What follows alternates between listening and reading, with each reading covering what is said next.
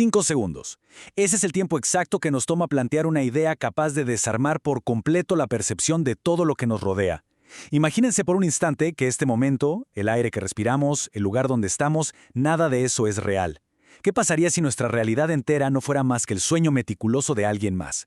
Bueno, hoy nos metemos de lleno en esto. En este análisis vamos a sumergirnos en uno de los relatos más laberínticos de la literatura universal, Las ruinas circulares del gran maestro argentino Jorge Luis Borges, una obra que, literalmente, nos invita a cuestionar los cimientos de la existencia.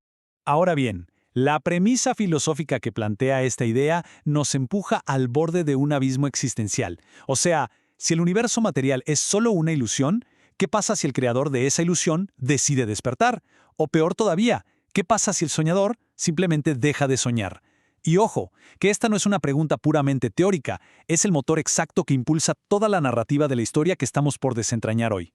Para entender esta obra maestra y no perdernos en el intento, vamos a estructurar este recorrido en 5 partes bien claras.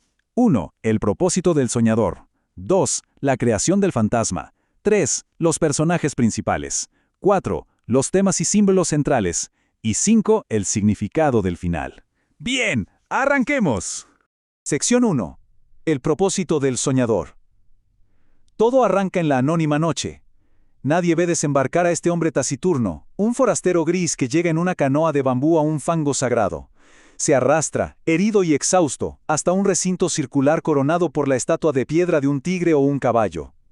Un templo antiquísimo, devorado por incendios pasados y ahora profanado por la selva.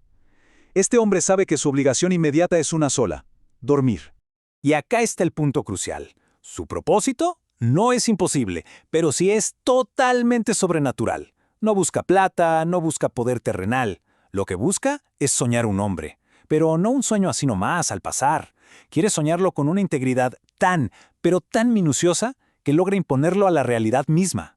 Este proyecto mágico es tan inmenso que absorbe todo el espacio de su alma. El tipo olvidó su nombre, su pasado, todo.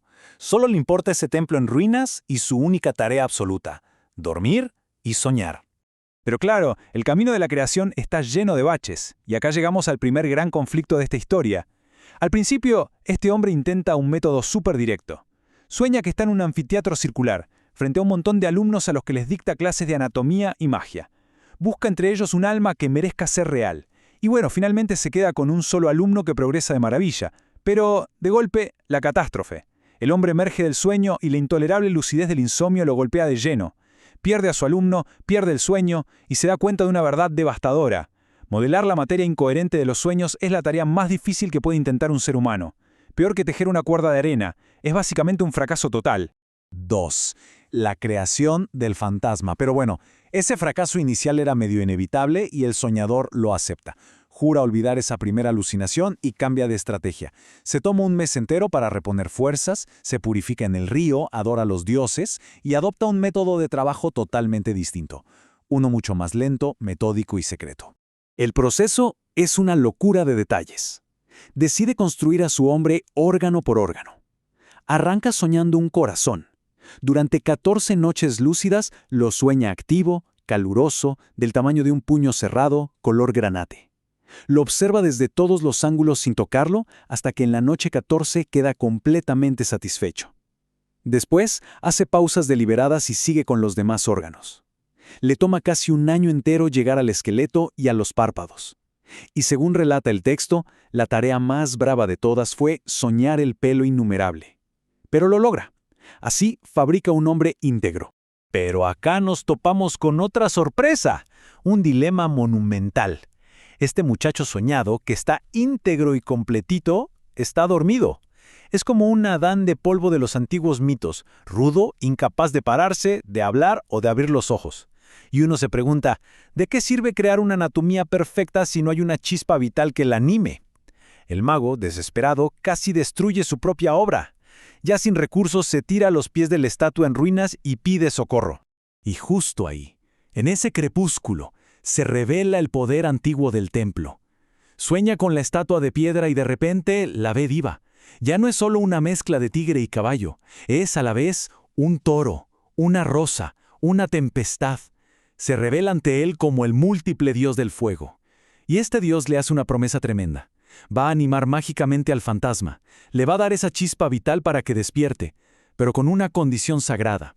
Una vez que el hijo aprenda los ritos, tiene que ser enviado a otro templo en ruinas, río abajo, para que el fuego vuelva a tener una voz que lo glorifique. Y en ese mismo sueño, el hombre soñado por fin despierta. 3. Los personajes principales. Con la creación ya completa, es clave que nos detengamos a mirar la dinámica entre estas dos figuras. Es un vínculo que va mucho más allá de la mera magia, es un reflejo purísimo de la paternidad, de la enseñanza y del sacrificio final que hace un creador por su obra. Fíjense en este contraste profundo, en este espejo entre el soñador y el soñado. Durante 2 años enteros, el mago le dedica cada uno de sus días a educar a su hijo en los secretos del universo y el culto del fuego. Lo va acostumbrando de a poquito a la realidad exterior, dándole tareas de a poco. Pero llega la hora ineludible de separarse. Para que el hijo jamás se entere de que es un fantasma, para que se crea un hombre de carne y hueso como cualquiera, el creador toma una decisión que rompe el corazón, le infunde el olvido total de sus años de aprendizaje antes de mandarlo río abajo. Y esto nos genera una de las tensiones narrativas más grandes de la historia. A ver, si la memoria del hijo fue borrada y él se cree completamente humano, ¿quién más en todo el vasto universo sabe la verdad sobre su existencia irreal? ¿Es posible guardar un secreto tan enorme para siempre? Bueno, el pacto con la deidad era muy claro. El dios del fuego garantizó que absolutamente todas las criaturas del mundo iban a pensar que este joven era un hombre de carne y hueso. Todos menos 2 entidades. El fuego mismo y, obviamente, el soñador.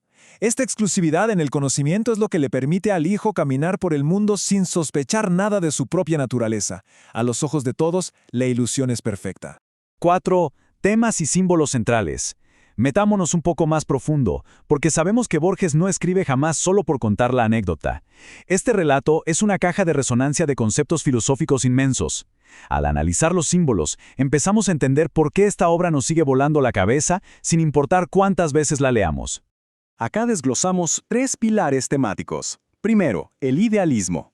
Esa noción filosófica de que la realidad material no existe por sí sola, sino que es puramente una construcción mental, una percepción. Segundo, la circularidad, que es un clásico borgiano. Las ruinas son circulares, los templos son circulares y, como vamos a ver, hay una regresión infinita de soñadores soñándose unos a otros en un ciclo sin fin. Y tercero, la creación. El soñador funciona como un demiurgo, esa figura mítica que amasa la realidad, sirviendo como una metáfora espectacular del propio artista que da vida a sus personajes a través de pura imaginación. Y justo cuando parece que el creador encuentra la paz y siente su deber cumplido, pasa el tiempo. Años, tal vez lustros, hasta que una noche lo despiertan unos remeros trayendo rumores desde el norte. Hablan de un hombre mágico en un templo lejano, alguien capaz de caminar sobre el fuego sin quemarse. Al instante, el mago se acuerda de la promesa del dios. Sabe que el fuego es el único elemento que conoce el secreto, y por ende no puede lastimar a su hijo, y ahí surge el pánico más absoluto.